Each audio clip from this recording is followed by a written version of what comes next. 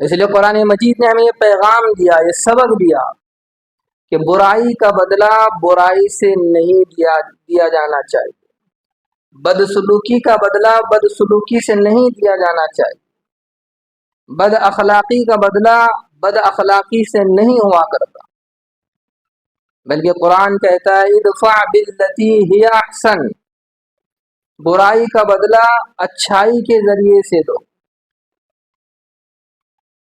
اگر کوئی برائی کا معاملہ کر رہا ہے، اس کا مطلب یہ نہیں کہ ہم بھی اس کے ساتھ برائی کا معاملہ کریں۔ کوئی بد اخلاقی سے پیش آ رہا ہے، اس کا مطلب یہ نہیں کہ ہم بھی بد اخلاقی پر اتر آئے۔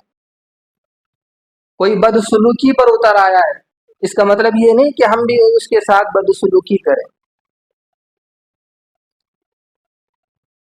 ایک گندا اور ناپاک کپڑا ہے، اب اس کو دھونے کی ضرورت ہے۔ اس گندے اور ناپاک کپڑے کو شراب یا پیشاب سے دھویا جائے تو کیا وہ پاک ہو جائے گا؟ وہ کبھی پاک نہیں ہوگا۔ اس گندے اور ناپاک کپڑے کو پاک کرنے کے لیے پاک پانی کی ضرورت ہے۔ برائی کا خاتمہ برائی سے نہیں ہو سکتا، بدسلوکی کا خاتمہ بدسلوکی کے ساتھ نہیں ہو سکتا، بد اخلاقی کا خاتمہ بد اخلاقی سے نہیں ہو سکتا، بلکہ بدسلوکی اور برائی کا بدلہ حسن سلوک کے ساتھ ہی ممکن ہے۔ اور جو لوگ برائی کا بدلہ بھلائی سے دیتے ہیں، خیر سے دیتے ہیں، اللہ پاک نے ان کے مقام و مرتبے کو بتایا، وَيَدْرَؤُونَ بِالْحَسَنَةِ السَّيِّئَةَ أُولَٰئِكَ لَهُمْ عُقْبَى الدَّارِ، جو لوگ وَقُل رَّبِّ زِدْنِي عِلْمًا۔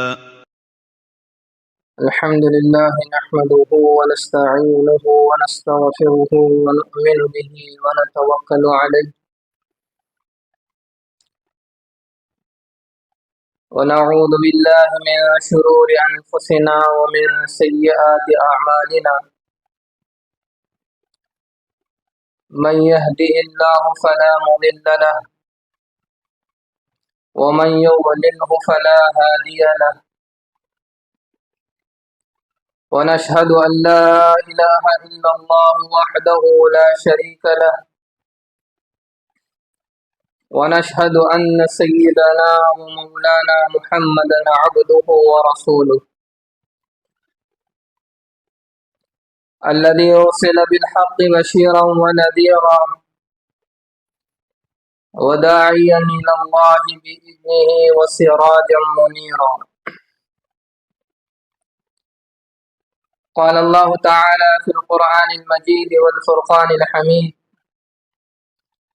أعوذ بالله من الشيطان الرجيم، وكان الله عليما حليما، صدق الله العظيم۔ رب اشرح لي صدري ويسر لي أمري واحلل عقدة من لساني يفقهوا قولي، اللهم صل على سيدنا محمد وعلى آل سيدنا محمد وبارك وسلم۔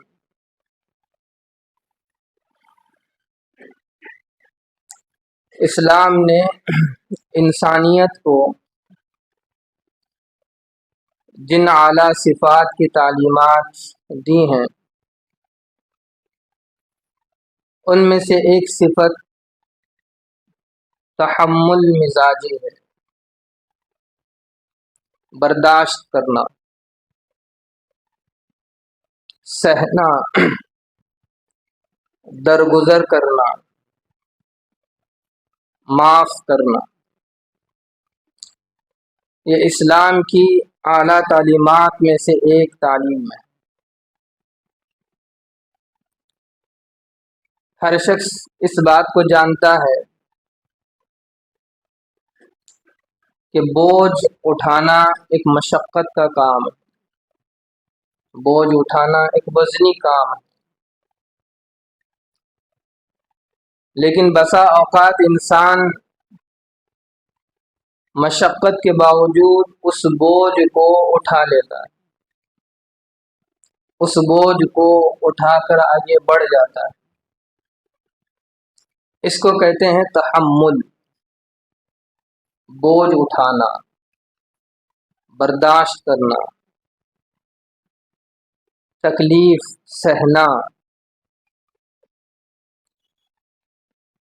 एक इंसान है कि उसके अंदर जज्बे इंतकाम है,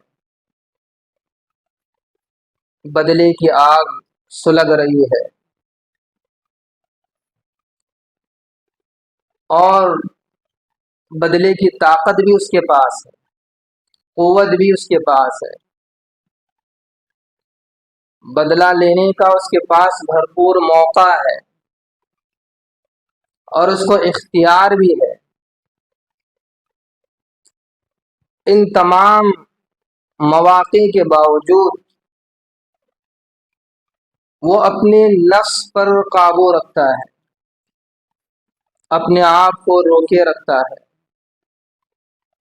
अपने आप को थामे रखता है और उस बंदे की गलती को माफ़ करता है।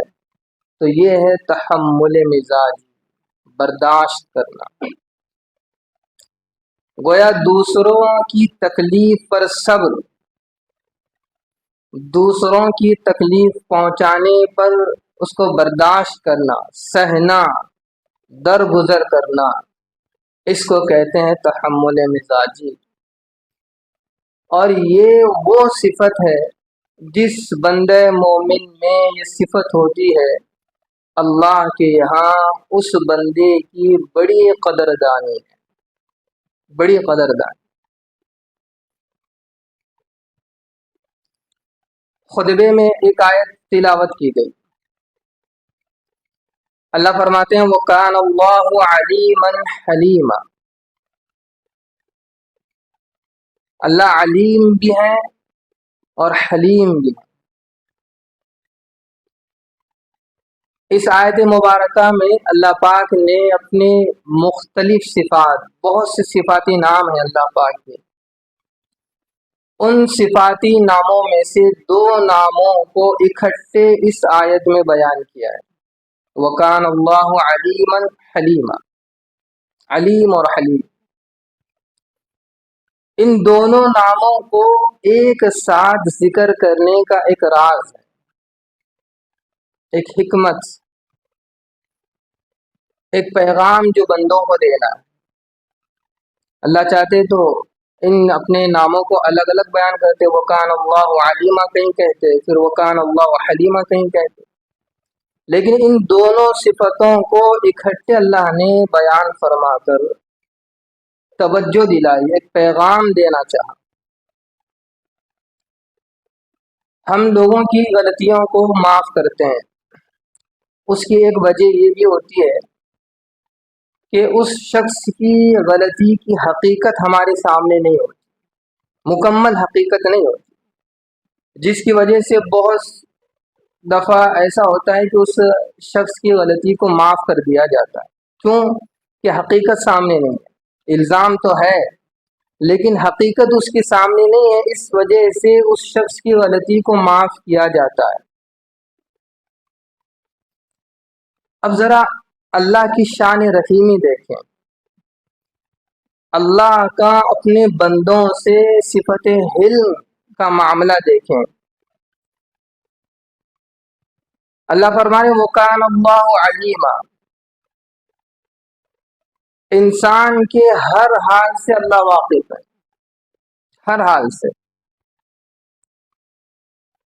और जब बंदा कोई इरादा करता है, किसी गुनाह का इरादा करता है, वकान अल्लाहु अलीमा, अल्लाह उसको भी जानते हैं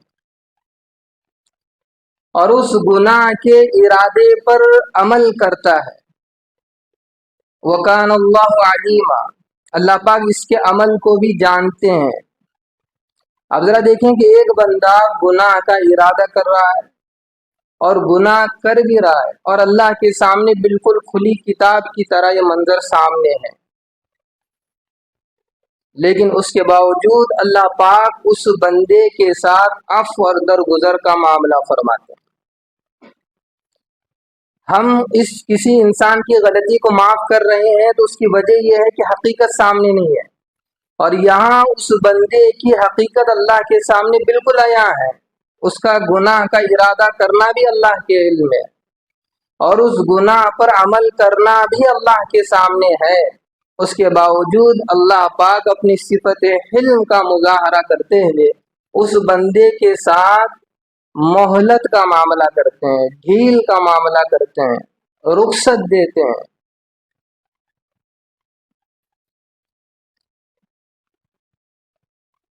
اولاد اگر کوئی غلط کام کرے اور ماں باپ کو اس غلط کام کا علم ہو جائے، والدین ایک مرتبہ سمجھائیں گے، 2 مرتبہ سمجھائیں گے، اور جب اس غلطی کے حدود ٹوٹ جاتے ہیں اور حد سے تجاوز ہونے لگتی ہے تو پھر والدین اب کہیں گے کہ اب آپ کا ہمارے گھر میں رہنا ممکن نہیں، آپ نکل جائیں۔ نوکر کسی چیز کو چوری کرتا ہوا پکڑا گیا، مالک کی نظر پڑ گئی، بہت قیمتی چیز تھی اور مالک کی نظر میں آ گیا۔ اب مالک یہی کہے گا کہ اب آپ یہاں سے رخصت ہو جائے، اب اس کی نوکری چلی جائے گی، ملازمت اس کی چلی جائے گی۔ اب ایک انسان کسی کو غلطی کرتا ہوا دیکھتا ہے تو فوراً اس کا رد عمل ہوتا ہے، فوراً اس پر پکڑ دھکڑ شروع ہو جاتی ہے۔ اب ذرا اللہ کا اپنے بندوں کے ساتھ معاملہ دیکھیں کہ ایک بندہ گناہ کرتا ہے، اللہ کے علم میں ہے اور اللہ دیکھ رہے ہیں، لیکن اللہ پاک کبھی یہ نہیں فرمائیں گے کہ بندے تم نے میری نافرمانی کی ہے، اب آج سے تمہارا رزق بند ہو گیا۔ گناہ کرنے کے بعد فوراً رزق بند کیا جاتا تو آپ ذرا سوچیں کہ کیا حال ہوتا۔ اگر اللہ کا معاملہ بھی یہی ہوتا کہ گناہ ہوا اور فوراً اس کے رزق پر پابندی لگ گئی۔ یہاں اللہ کی اس صفت حلم کا اندازہ کریں کہ اللہ پاک اپنے بندوں کے ساتھ کس قدر نرمی کا معاملہ کرتے ہیں، کس قدر حلم کا معاملہ فرماتے ہیں کہ ایک بندہ گناہ کر رہا ہے اور اللہ اس کے رزق کے مسئلے کو حل کر رہے ہیں، ایک بندہ اللہ کی نافرمانی کر رہا ہے اور یہاں اللہ پاک اس کے لیے رحمت کے دروازے کھول رہے ہیں، زندگی اللہ کے احکامات سے بالکل دور گزر رہی ہے اور یہاں اللہ پاک اس پر نوازشات کی بارش کر رہے ہیں۔ اور حیرت اس پر اور مزید یہ ہے کہ اللہ کو یہ طاقت ہے، یہ قدرت ہے کہ جب کوئی گناہ ہوتا ہے تو فوراً اس پر پکڑ کریں۔ اللہ کی طاقت اور قدرت ہے، اللہ کے بس میں کہ گناہ ہوا اور اللہ نے اس کی پکڑ فرمائی۔ اللہ کے پاس یہ قدرت ہے، طاقت ہے، لیکن اس کے باوجود بھی اس بندے کے گناہوں پر پردہ ڈال رہے ہیں، لوگوں کی نظروں میں اسے رسوا ہونے نہیں دے رہے۔ گناہوں بھری زندگی ہے لیکن لوگ اس کی تعریف کر رہے ہیں۔ یہ اللہ کا اپنے بندوں سے صفت حلم کا نتیجہ ہے۔ اس لیے کسی اللہ والے نے کہا کہ اے دوست، اگر کوئی تیری تعریف کرے، کوئی تیری تعریف کرے تو در حقیقت وہ تمہاری تعریف نہیں بلکہ تمہارے پروردگار کی صفت ستاری کی تعریف کر رہا ہے۔ انسان اپنے گریباں میں جا کر دیکھے کہ کتنا گندا ہے، کتنی کمیاں ہیں، کتنی کوتاہیاں ہیں اور کس قدر برائیاں ہیں۔ معاملات کس حد تک خراب ہیں، ان تمام خرابیوں پر اللہ پاک نے پردہ ڈالا ہوا ہے، ان تمام خرابیوں کو اللہ پاک نے لوگوں سے دور رکھا ہے، چھپائے رکھا ہے، اور وہ انسان اتنی خرابیوں کو اپنے اندر رکھ کر لوگوں کے سامنے جب جاتا ہے تو پھر لوگ اس کی تعریف کر رہے ہوتے ہیں۔ یہ اللہ کی صفت ستاری کا نتیجہ ہے۔ سچ تو یہ ہے کہ اگر اللہ پاک اس حقیقت کو کھول دیں، ہمارے اندر کے راز کو کھول دیں، برائیوں کو کھول دیں، کوتاہیوں کو کھول دیں، اور جو کمیاں ہیں، جو عیوب ہیں، جو گندگیاں ہیں، اگر وہ لوگوں کے سامنے اللہ پاک کھول دیں تو آپ بتائیں کہ کوئی کیا ہمیں اپنے قریب بٹھانے کے لیے بھی تیار ہوگا؟ کوئی ہمیں اپنے قریب رکھنے کے لیے بھی تیار ہوگا؟ ہر شخص اپنے آپ کا آئینہ ہے، ہر شخص کو اپنی زندگی کی خبر ہے، اپنے اعمال کا پتہ ہے۔ ذرا سوچیں کہ اللہ ایک لمحے کے لیے ہمارے میں اپنے نام اعمال کھول دیں تو کیا ہم اس لائق ہیں کہ کوئی ہمارا چہرہ دیکھے؟ لیکن وہ اللہ کی صفت ستاری ہے، یہ صفت حلم ہے کہ اللہ پردے پر پردے ڈال رہے ہیں، لوگوں کی نظروں سے ہماری بدعمالیوں کو چھپا رہے ہیں،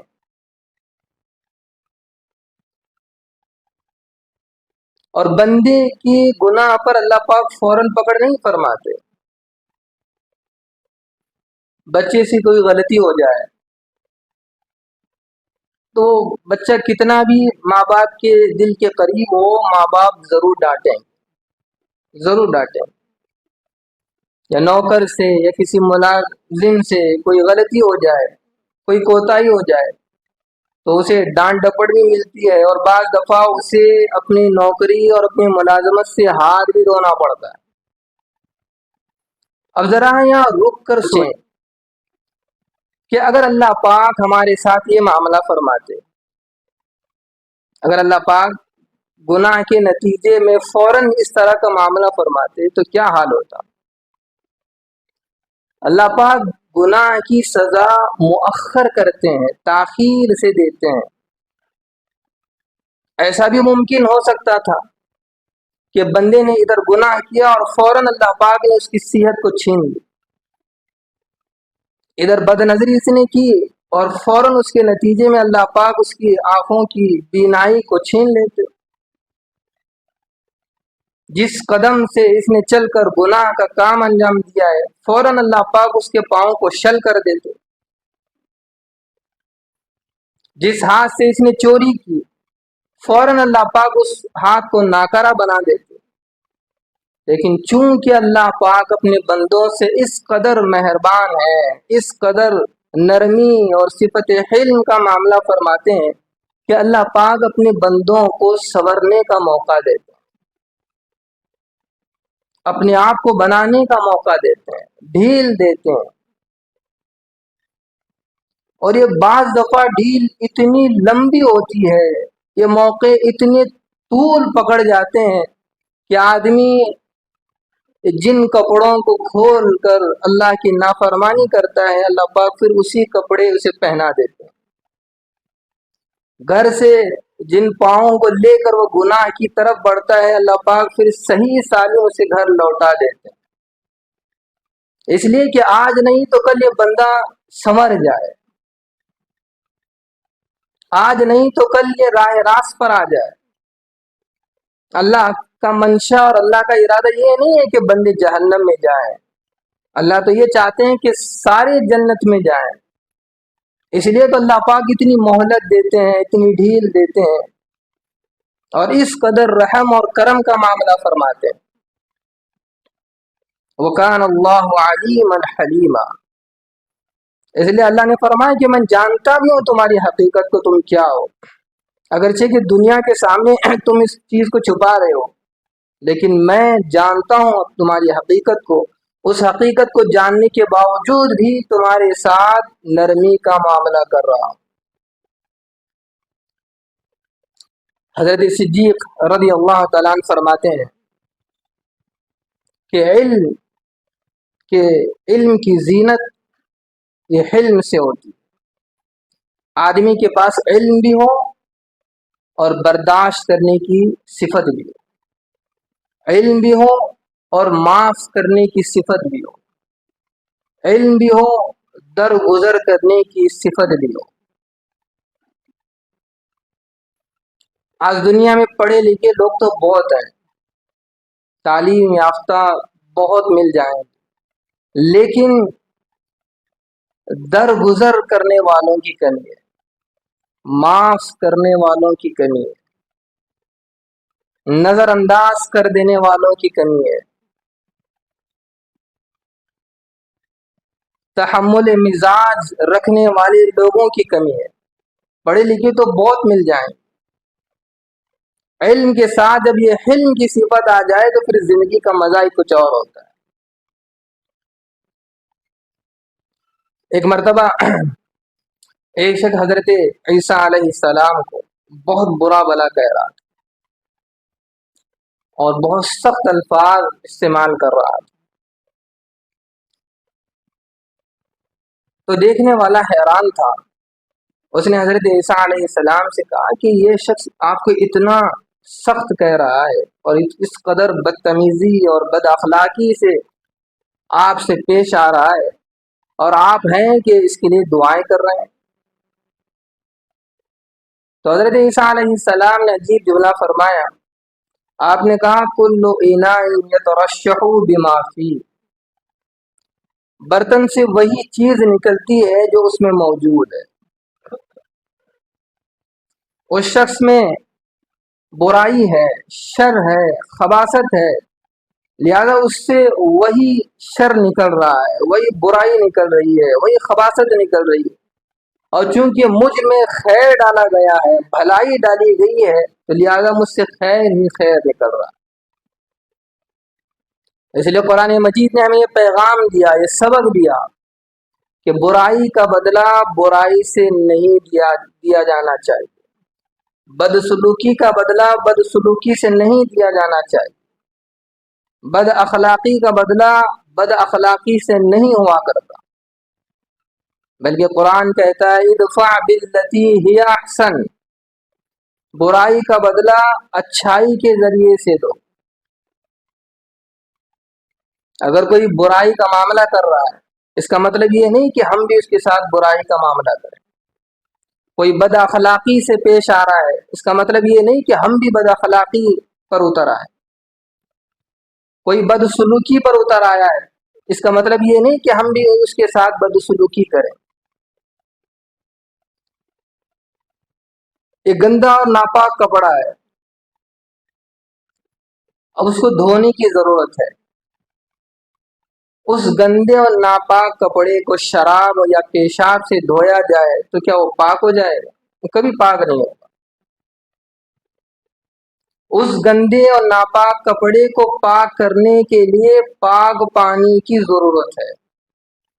برائی کا خاتمہ برائی سے نہیں ہو سکتا، بدسلوکی کا خاتمہ بدسلوکی کے ساتھ نہیں ہو سکتا، بد اخلاقی کا خاتمہ بد اخلاقی سے نہیں ہو سکتا، بلکہ بدسلوکی اور برائی کا بدلہ حسن سلوک کے ساتھ ہی ممکن ہے۔ اور جو لوگ برائی کا بدلہ بھلائی سے دیتے ہیں، خیر سے دیتے ہیں، اللہ پاک نے ان کے مقام و مرتبے کو بتایا، وَيَدْرَؤُونَ بِالْحَسَنَةِ السَّيِّئَةَ أُولَٰئِكَ لَهُمْ عُقْبَى الدَّارِ، جو لوگ برائی کا بدلہ اچھائی سے دیتے ہیں، بھلائی سے دیتے ہیں، اللہ کہتے ہیں ان کا یہاں ہمارے یہاں بہترین ٹھکانہ ہے، بہترین مقام ہے۔ یہ اللہ پاک کی صفت حلم ہے۔ اب ذرا نبی علیہ السلام کی زندگی کو دیکھیں۔ نبی علیہ السلام کی زندگی میں تمام صفات، عفو درگزر، برداشت کرنا، نرمی، سہنا، صبر اور دوسروں کو معاف کرنے کی اتنی مثالیں ملیں گی کہ انسانی تاریخ حیران ہے۔ تاریخ انسانیت میں کسی نے دوسروں کو اتنا معاف نہیں کیا جتنا نبی علیہ السلام نے اپنے دشمنوں کی غلطیوں کو معاف کیا ہے۔ تاریخ میں ایسا کوئی دوسرا بشر نہیں ملے گا جس نے اپنی دشمنوں کی غلطیوں کو اس قدر معاف کیا ہو۔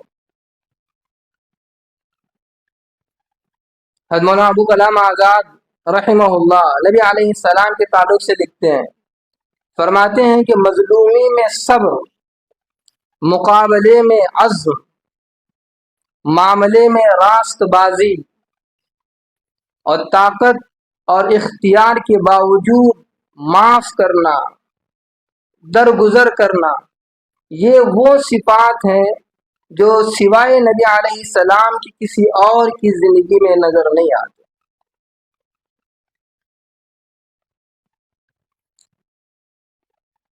انسان کی صفات کا پتہ قوت برداشت یا اس کی نرمی کا معاملہ یا اس کے درگزر کا معاملہ